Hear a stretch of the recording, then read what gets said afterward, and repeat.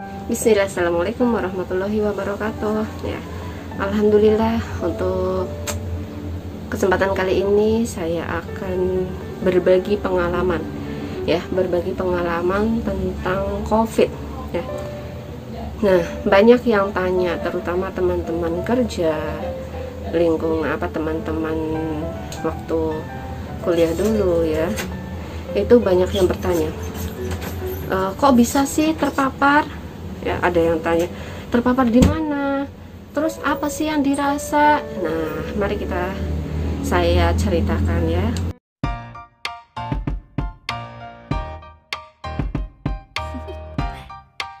Do you wanna know? Well, I've been thinking about you. Nah, untuk pertanyaan yang pertama itu kok bisa terpapar ya? Yang namanya COVID ya, itu nggak terlihat ya. Dan sebenarnya saya itu udah ekstra, menurut saya sudah ekstra banget menjaga ya. Jadi saya aktivitas tetap kerja ya, dan di tempat kerja juga melakukan protokol kesehatan, sudah cuci tangan, setiap mau melakukan apapun cuci tangan, dari luar pun cuci tangan. Kadang kalau males lagi cuci tangan, transaksi apapun sama temenku, sampai temenku tuh tak suruh ngambil uang sendiri di dompet. Karena apa? Tidak mau memegang uang kotor ya. Jadi menurut saya itu sudah ekstra banget menjaga. Nah, setiap pulang kerja diusahakan saya itu pasti langsung mandi, tidak pegang anak-anak dulu. Ya, Allah sudah menakdirkan bahwa saya ya terpapar. Ya mau gimana lagi, disyukuri sebagai penggugur dosa insya Allah ya. Nah, untuk tahunya kok bisa terpapar, ya udah takdir Allah ya, sudah tidak tahu terus terpapar di mana. Nah, kalau terpapar di mana nggak tahu ya, karena kondisi saya aktivitas itu ya pergi ke sekolah ya, karena saya ngajar, terus juga ke pasar ya, ke pasar untuk belanja. Tapi untuk kayak kondangan kayak gitu itu enggak, saya menjaga banget ya. Dan saya enggak tahu ya. Nah, terus untuk terpaparnya di mana saya tidak bisa menjawab, karena saya tidak tahu itu dari mana virusnya. Terus pertanyaan yang selanjutnya, apa sih yang dirasa? Nah, ini yang dirasa sebenarnya dari awal Desember, bulan Desember itu saya sudah sakit. Sakitnya ya seperti saya rasa itu sakit biasa, flu, pilek, greges seperti itu, mungkin juga kecapean. Karena sekolahan juga habis akreditasi ya, otomatis kalau ada kegiatan penilaian akreditasi itu ya SDM semua lembur, sibuk kayak gitu. Cuman kondisi saya semakin membaik ya, ya alhamdulillah. Kurang lebih 1 minggu ya, itu awal Desember. Nah, qadarullah suami juga dari luar kota, DL dari Solo Tigo ya. Nah, suami pulang pun nggak kontak sama kita ya, tidur juga nggak bareng sama kita, pokoknya menjaga banget ya. Nah, alhamdulillah setelah seminggu saya kurang lebih nggak enak badan, itu alhamdulillah sudah sembuh. Tidak ada batuk, tidak ada pilek, badan juga udah nggak greges, nggak panas, alhamdulillah. Nah, qadarullah itu tanggal 17 kemarin Desember itu saya penerimaan rapot, dan saya mulai kayak udah pusing-pusing itu hari itu, berarti hari Kamis itu mulut sudah terasa pahit. Nah, terus saya selesaikan tuh sampai penerimaan rapot selesai. Setelah waktu pulang, saya pulang, nah malamnya greges, sudah panas dingin, greges, kayak masuk angin gitulah, kayak masuk angin. Cuman tidak batuk, tidak pilek saat itu. Kalau awal Desember lah batuk pilek. Terus, nah itu kan hari Kamis, berarti hari Kamis saya tahan tuh sampai hari Jumat, Sabtu itu udah merasa semakin gak karuan. Nah, saya merasanya kok ini, saya kan punya lambung, asam lambungnya sering naik. terus kok sakitnya itu yang beda dari biasanya. Itu seperti ya, sakitnya itu lebih dari biasanya, lebih sakit. Itu sampai kram perutnya ya, terus kepalanya tuh sakit, bukan pusing ya. Kalau pusing geleng-geleng itu enggak, cuma sakit yang luar biasa. Sampai saya itu pengen banget opnam ya. Gimana ini ya opnam, tapi saya punya bayi usia 9 bulan menuju 10 bulan. Nah, qadarullah bayi saya itu ASI eksklusif, tidak mau sufor. Nah, bingung kan kalau saya masuk rumah sakit, hasil tes swab positif. Nah, anak saya mau gimana?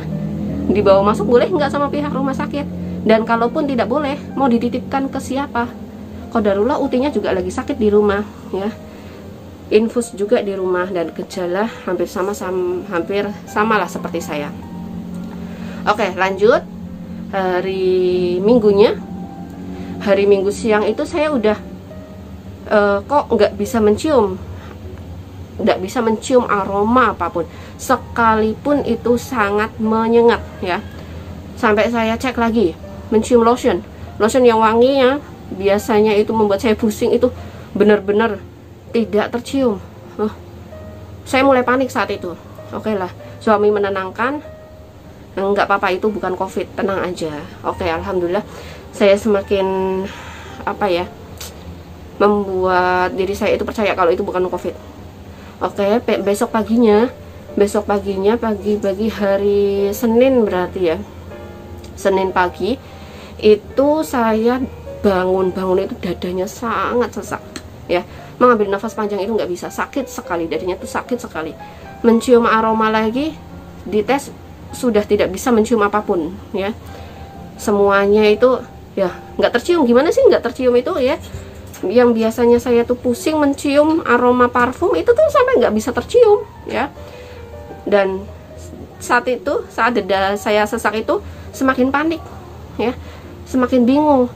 Kok kalau COVID itu kan menyerang penyakit bawaan. Nah, saya punya MAH ya. Nah, ini kok sakitnya luar biasa, sakit banget ya. Gimana ya? Apa ini COVID ya? Udah nggak bisa mencium aroma, terus mulutnya pahit, dadanya sesak buat nafas, terus lambungnya juga sakit banget sampai kram ya, sampai buat gerak itu susah ya. Dan akhirnya saya tuh periksa. Nah, itulah apa yang dirasa ya. Akhirnya periksa, nah itu mendapatkan hasil itu. Oke, ke selanjutnya ya. Nah, itu tadi yang saya rasakan ya, yang saya rasakan gejala-gejalanya. Itu seperti masuk angin, dadanya sesak, mencium aroma tidak bisa karena saya punya MAH. Itu sakit yang luar biasa ya, dan kepalanya juga sakit luar biasa itu sampai 10 harian. Kalau perut udah lumayan, mencium itu saya bisa mencium itu 7 hari. 7 hari saya bisa mencium sempurna. Waktu hari ke-6-nya saya bisa mencium, tapi semua aroma itu baunya itu nggak enak ya, semua kayak kecambah baunya. Makan kerupuk rasa kecambah, minum susu rasa kecambah, apapun itu kayak bau apak-apak kayak gitulah. Nah, alhamdulillah hari ke-7 saya bisa mencium aroma. Rasanya itu senang ya, ada progres yang baik. Alhamdulillah bisa mencium aroma. Dan hari ke-10 saya masih pusing ya, kepalanya itu masih bukan pusing ya, sakit kepalanya itu masih sakit banget, kayak sini ditahan benda-benda kayak gitu, kayak gimana ya, tertekan itu kepalanya tuh sakit luar biasa ya. Oke, lanjut. Nah, terus gimana perasaan atau mental saya? Otomatis down banget. Sampai akhirnya yang tahu itu cuma teman-teman kerja saya ya. Ya, karena berhubung saya itu minta izin ya, otomatis mereka tahu ya. Terus untuk tetangga-tetangga, mohon maaf, tetangga itu tidak ada yang tahu karena posisi saya juga terisolir ya, jauh dari tetangga-tetangga, dan insya Allah itu tidak membahayakan mereka. Itu pikiran saya, maksudnya itu yang pertama. Dan yang kedua, tidak mau membuat mereka resah dan juga merepotkan warga ya. Nah, posisi rumah saya itu di rumah dinas ya, di rumah dinas dan jauh jauh dari posisi tetangga-tetangga, dan insya Allah itu tuh aman, tidak ada tetangga yang ke daerah saya lah. Kalau tahu makam pahlawan Tanjung itu saya tinggal di situ ya, jadi insya Allah itu jauh dari warga, insya Allah tidak membahayakan. Nah, tetangga-tetangga itu tahu itu kalau saya itu udah sembuh, posisi saya sudah sembuh ya. Jadi ya intinya edukasi lah buat mereka, pengalaman saya buat mereka, biar mereka itu jaga-jaga ya. Dan sampai akhirnya alhamdulillah saya mendapatkan surat keterangan sehat. Masya Allah, saya itu luar biasa bahagia sekali ya. Saya itu agak-agak parno jadinya, saya keluar aja udah takut. Karena apa? Merasakan yang sakit kemarin itu, yang sakit ya bagi saya itu sakit banget ya. Oke, itu perasaan saya. Nah, alhamdulillah ada satu saudara yang benar-benar ya bolak-balik ke rumah itu ngurusin kami, nganterin makanan ya. Terusan alhamdulillah beliau disehatkan ya, karena mungkin juga niat menolong, jadi alhamdulillah dilindungi ya. Dan jazakumullah khair untuk teman-teman kerja saya yang masya Allah luar biasa untuk supportnya, doanya, dan sumbangsih lainnya, masya Allah ya. Semoga dibalas dengan Allah kebaikan yang dan rezeki yang melimpah, amin ya rabbal alamin. Oke, lanjut. Dan untuk menyembuhkan apa saja sih yang saya konsumsi? Oke. Nah, setiap harinya itu saya mau olahraga bingung juga ya. Kondisi saya sudah berdiri aja, mohon maaf, kurang kuat ya. Terus untuk berjemur. Nah, saat terang saya insya Allah berjemur. Tapi kalau ke akhir-akhir ini itu sering mendung, sering hujan, jadi jarang keluar ya.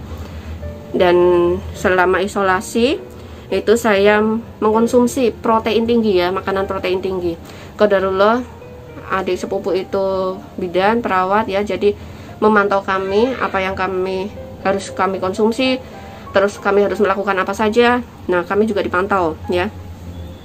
Itu makanan tinggi protein, terus madu, kurma ya, terus susu kambing, ginger lemonnya tuh kayak gini nih.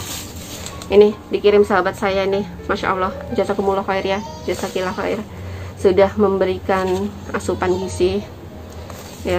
Nah, terus itu tuh kandungannya ginger lemon itu ada habatus sauda ya, ada habatus sauda, jahe merah, terus bubuk lemon dan gula aren. Dan alhamdulillah setiap hari saya itu konsumsi susu kambing juga. Alhamdulillah badan semakin enakan. Oh ya, ada yang juga ngasih tahu itu teh sama minyak kayu putih, saya coba juga. Cuman lambung saya mungkin beda dengan yang lainnya. Saat saya minum itu, lambung saya itu asam lambungnya naik dan seperti ganjel di sini, aroma minyak kayu putih yang nggak enak. Nah, terus apa lagi sih? Untuk menurunkan panasnya saya menggunakan pamol, tetap ya ada obat kimianya, parastamol ya. Selain parastamol juga saya karena punya bayi, punya anak balita, itu menggunakan masker 24 jam. Tidur pun saya pakai masker ya. Nah, tidak keluar rumah sama sekali. Saya tidak keluar rumah, keluar kamar juga seperlunya. Jadi mengurangi kontak dengan mereka. Dan yang pertama itu yang membuat saya tenang, membuat saya positive thinking, itu sering-sering zikir dan membaca Al-Quran. Masya Allah ya. Dengan saya semakin banyak-banyak membaca Al-Quran, alhamdulillah batin saya itu merasa tenang karena merasa dekat dengan Allah. Luar biasa kekuatan Al-Quran ya, masya Allah ya. Dan ya itulah, semoga teman-teman yang kena COVID, ini pengalaman saya, dan yang kena COVID itu kemarin saya juga swab bareng ya sama orang tidak dikenal, dan akhirnya kita ngobrolnya lewat WA ya, karena saya juga menjaga banget, agak-agak parno juga untuk komunikasi dengan orang lain di fasilitas kesehatan dengan gejala yang sama seperti saya. Dan akhirnya kita ngobrol-ngobrol, gejalanya sama seperti saya dan hasil swab saya sudah negatif, dia masih positif. Nah, nggak usah khawatir ya, yang penting mindset kita tuh, pikiran kita tuh harus apa ya, dibikin seneng, dibikin bener-bener apa ya, nggak mikir COVID lah, biar kita itu tidak terbebani ya. Dibikin happy aja, mau nonton YouTube ya cari yang lucu-lucu, saya juga cari yang lucu-lucu, cari hiburan ya. yang benar-benar membuat kita tuh lupa. Dan protokol kesehatan ya tetap terjaga, konsumsi apa yang kita makan itu juga harus diperhatikan karena tubuh kita itu butuh gizi, butuh vitamin. Oh iya, saya juga mengkonsumsi vitamin setiap harinya itu 1000 mg ya, itu vitamin C ya, itu juga saya konsumsi itu untuk meningkatkan imunitas saya.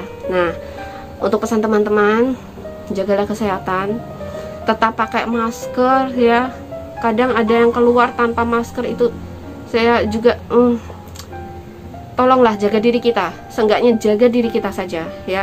Dan setiap orang itu menjaga diri masing-masing itu ya berbeda-beda ya, tapi tetaplah jaga protokol kesehatan, seenggaknya menjaga diri kita ya, tidak apa ya, nggak mau menjaga orang lain ya, menjaga diri kita saja ya sendiri.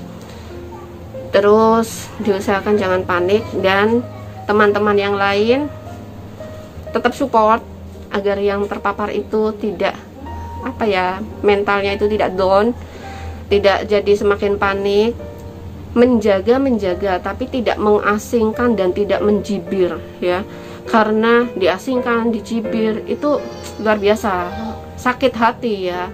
Jadi diusahakan tetangga, teman tetap mensupport, kalau bisa membantu ya. Itu yang saya alami, yang benar-benar menyupport banget teman-teman yang luar biasa baiknya, Masya Allah, berdatangan support.